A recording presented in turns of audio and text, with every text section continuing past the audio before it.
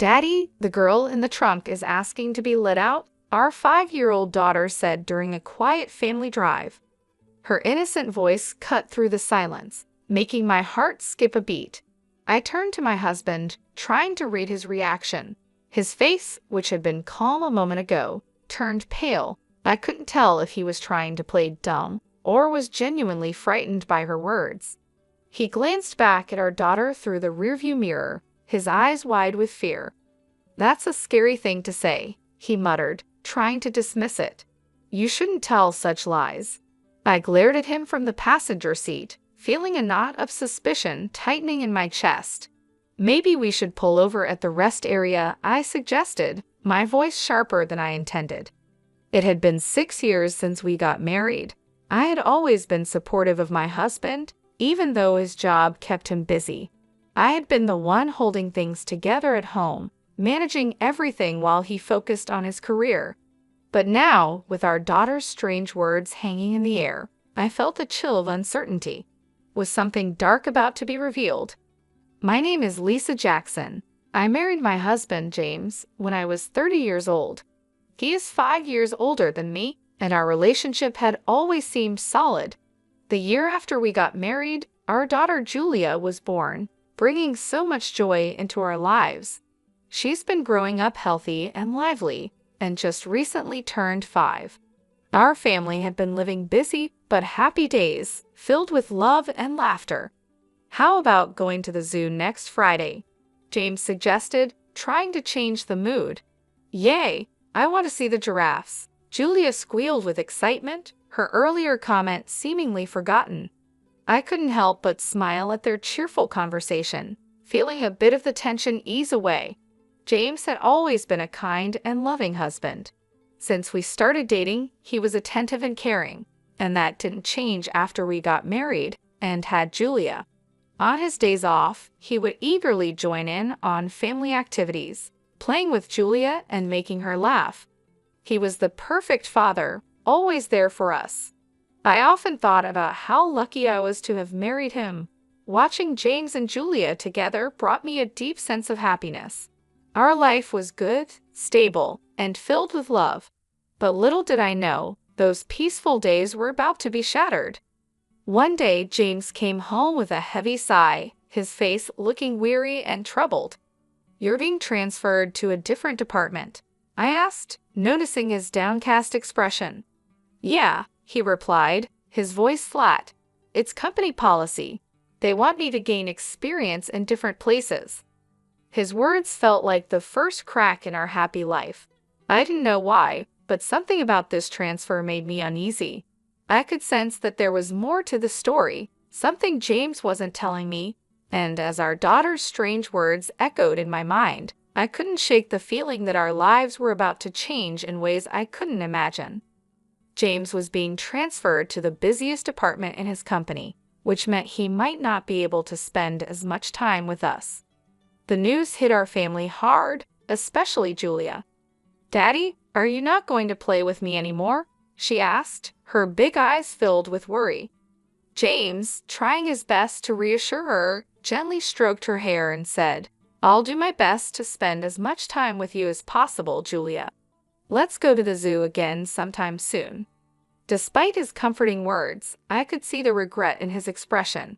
He knew this transfer was going to change things for us, and the thought of it weighed heavily on his mind.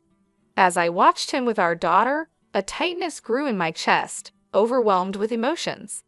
The transfer didn't involve a change in salary or require us to move, but it was still a big deal for our family. Just the thought of having less time together made me feel incredibly lonely. However, I knew the one feeling the most vulnerable was James. Adjusting to a new, more demanding environment would be tough for him. "Please don't push yourself too hard," I said, trying to hide the worry in my voice. I knew James had a tendency to throw himself fully into his work, sometimes to the point of exhaustion. That's why I worried about him overdoing it, and unfortunately, my concerns turned out to be justified. At first, James managed to balance his work and home life. He still made time for family activities and found moments to rest, despite his busier schedule. But about a month after the transfer, everything changed. His time at home decreased dramatically. He started working overtime, often coming home late at night, long after Julia had gone to bed. It became more common for him to go out for drinks with clients, and he even began working on his days off. But there was something else that concerned me even more. One day, I cautiously asked him, "Hey, can you take a day off next Friday? Julia misses you, and you've been working too hard lately." James looked at me with a tired, frustrated expression. "Who do you think I'm working so hard for? Should I just turn down client meetings and risk getting fired?" he snapped. I quickly replied, "I didn't mean it like that. I'm just worried about you." "That's none of your business," he muttered, brushing me off. "Anyway, make sure you have money ready for next week's drinking party." His words stung, and I could see how much the stress was affecting him. James, who had always been kind and patient, was now irritable and short-tempered. He started taking out his frustrations on me more frequently, and I found myself walking on eggshells around him. What worried me even more was how he was spending money extravagantly, claiming it was necessary for entertaining clients. This new habit was beginning to impact our living expenses, adding financial stress to an already tense situation. Because I knew how kind he used to be, I was more worried than angry about his current behavior. It was clear to me that the pressure his new job was getting to him, and I feared he was going to collapse from overwork if things didn't change. I felt helpless, not knowing how to make things better for him or for our family. As the months passed, James's situation only worsened. 5 months after his transfer, he reached a point where he was coming home mostly just to sleep. Our conversations became brief, and the connection we once had felt distant. Julia, feeling the absence of her father, started to show signs of sadness. She often wore a forlorn expression, missing the time they used to spend together. Seeing her like that broke my heart. I knew we couldn't go on like this. I needed to find a way to help James before his relentless work schedule took an even bigger toll on our family. But I didn't know where to start, and the weight of it all was becoming too much to bear. I knew things couldn't go on like this, so I started trying to figure out a way for James to take a break. He was clearly overwhelmed, and our family was suffering because of it. But just as I was beginning to make plans, more bad things started to happen, almost as if the universe was working against us. The worst blow came when my mother, who had been battling an illness for several years, suddenly passed away in the hospital. The moment I heard the news, it felt like the ground had been pulled out from under me. "No, Mom," I whispered, tears streaming down my face. My father had died when I was young, so my mother was the only parent I had left. Losing her felt like losing the last piece of my childhood. I couldn't even have a proper conversation with her before she passed away, and that regret weighed heavily on me. When the call came, I was at home, and I was so shocked that I couldn't move for a while. I just stood there, frozen, as the realization hit me that she was really gone. But what hurt even more was James's reaction. When I told him about my mother's passing, his response was unbelievably cold. "Hey, do I have to go to that funeral too?" he asked, his voice completely devoid of sympathy. I stared at him, my eyes wide with disbelief. Yes, the relationship between James and my mother might have been distant, but she was still his mother-in-law. She was family. I couldn't understand how he could be so indifferent, especially at a time like this. "What are you saying?" "Of course, you have to go," I replied, trying to keep my voice steady. "It's a family funeral." "Don't get mad at me," he muttered, rolling his eyes. "Oh, why does this have to happen now? I had plans too." His words cut through me like a knife. In the past, James would have comforted me, perhaps by rubbing my back and grieving with me together. But now, as he sighed in dissatisfaction, he seemed like a completely different person from the one I had promised to spend my life with. Naturally, he didn't help with any of the preparations for my mother's funeral. I arranged everything alone, feeling more isolated than ever. On the day of the service, James remained silent and sullen. He didn't offer any support or comfort, and after the funeral ended, he simply said, "It's over now, right? I'm heading home first," and left without helping with the cleanup. I was initially confused by his reaction, but by then, I had lost the energy to be angry. I was simply bewildered and deeply disappointed in him. No matter how busy or stressed he was from work, his behavior at the funeral was unacceptable. When did my husband become such a cold person? Despite feeling frustrated with him, I finished cleaning up with Julia by my side. She was too young to understand everything that was happening, but she could sense that something was wrong and did her best to help me.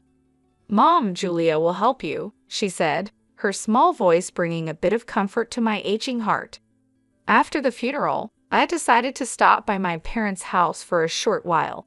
It wasn't far from our home, and I wanted to say a final goodbye to the place that held so many memories of my mother. Although it was a sad visit, I felt it was something I needed to do for my own peace of mind. When I arrived at my parents' house with a heavy heart, I took a deep breath and walked inside. The house felt empty, a shell of what it used to be. As I stood in the living room, surrounded by the remnants of my mother's life, I felt a wave of sorrow wash over me. But before I could even begin to process my feelings, something unexpected happened. "Mom, wait a moment," Julia suddenly shouted, her voice filled with urgency. "Huh, Julia, what's wrong?" I asked, startled by her sudden change in behavior. As soon as we arrived at my parents' house, Julia's expression had shifted dramatically. Without another word, she dashed straight into the back room, leaving me standing there, puzzled and concerned. I quickly followed her, my heart pounding with a mix of anxiety and confusion, wondering what could have caused her to react like this. I had taken Julia to visit my mother's place several times before, but I had never seen her act like this. Curious and concerned, I hurried to follow her as she moved with a sense of purpose. Julia stopped in front of the dresser, her small hands reaching for the second drawer from the bottom. It was as if something was drawing her to it. "Mom, Grandma wants you to have this," she said, holding up an old hand mirror. The sight of the mirror took my breath away. It was an item that had always been precious to my mother. She cherished it so much that she rarely used it, and I didn't even know where she kept it. I stood there, stunned, as I realized that Julia had somehow found this hidden treasure. "How did you know it was here? And what do you mean, Grandma wanted me to have it?" I asked, my voice tinged with disbelief. "When Grandma was sleeping earlier, she told me that you were sad and asked me to give this to you," Julia answered innocently, her eyes wide with sincerity. I couldn't hide my surprise. Her words sent a chill down my spine. There was no way Julia could have known about the existence of this hand mirror, let alone where it was kept. Yet here she was, holding it out to me with a calm certainty that was both unsettling and awe-inspiring. Wanting to understand what was happening, I decided to ask her some questions. I asked about things she couldn't possibly know, tomorrow's dinner menu I was thinking about, and even thoughts I had during the funeral. To my astonishment, Julia answered each question correctly, as if she had read my mind. It became clear to me that my daughter had a mysterious ability to know what people were thinking. I was both amazed and bewildered. "Wow, that's amazing, Julia. You know everything," I said, stroking her head gently, still trying to wrap my mind around this revelation. I had always thought that the idea of mysterious abilities was just something from stories, never imagining that my own daughter might possess such a power. Julia, proud of her newfound ability, put her hand on her hip and gave me a confident look. "That's right. Julia knows about Dad, too." "What do you mean?" I asked, my heart skipping a beat. What she told me next was incredibly unbelievable and unforgivable. Julia revealed things about James that shook me to my core. I listened in stunned silence as she spoke, realizing that the man I had married was not who I thought he was. A few weeks after my mother's funeral, I decided it was time to confront James. On a morning when he was getting ready to leave for work, I casually mentioned, "By the way, I'm visiting my friend with Julia next Friday." James, who had been focused on getting out the door, suddenly stopped in his tracks. He frowned, looking genuinely troubled. "Really? Oh no, I'm off that day." "That's too bad," he said, his voice filled with artificial concern. I could sense the insincerity in his tone. It was clear to me now that he was hiding something. I let out a small, knowing smile, careful not to reveal my true feelings. Now that I knew the truth, there was no love left for James inside me. That Friday, I left home with Julia as planned. We spent about an hour away, giving me time to gather my thoughts and prepare for what I needed to do. When we returned home, Julia pointed towards the garage and said, "Dad's over there." I took a deep breath and walked towards the garage, where the shutter was still down. My heart was pounding, but I knew what had to be done. I lightly knocked on the shutter and called out, "James, I know you're in there. Open it." There was a moment of silence, then a hesitant voice replied, "Huh? Lisa? I thought you and Julia had plans," James said, his voice filled with surprise. "It's canceled," I replied calmly. "If you're going somewhere, we want to come with you." He sounded flustered and hesitant, clearly not expecting this. "Oh, okay," he stammered, reluctant to open the garage shutter. I had a pretty good idea of what was going on inside, but decided to stay quiet and observe. "Julia wants to go for a drive too," I added, hearing the hope in her voice. Unable to resist, James had no choice but to agree. A few minutes later, he reluctantly opened the garage, and we started our drive together. Sitting in the passenger seat, I looked at James as he drove. His profile was tense, and it solidified my final decision. Life with James had been enjoyable and happy, but I knew those days would never come back. "Hey, did you know Julia has a special power?" I finally brought it up as we merged onto the highway. James furrowed his brows, confused by my sudden confession. "Huh? What's that supposed to mean?" "That's a silly joke," he laughed dismissively. "Daddy, the girl in the trunk is asking you to let her out." Julia suddenly raised her voice from the back seat. I watched as James's face turned pale. He glanced at our daughter through the rearview mirror with a frightened expression. "What a scary thing to say. You shouldn't tell such lies," he said nervously. "But it's true," Julia insisted. "Then should we pull over at the rest area?" I suggested, trying to support Julia's claim. James immediately looked at me, startled. "Huh? We don't need to do that. It's just a kid's joke," he said, trying to brush it off.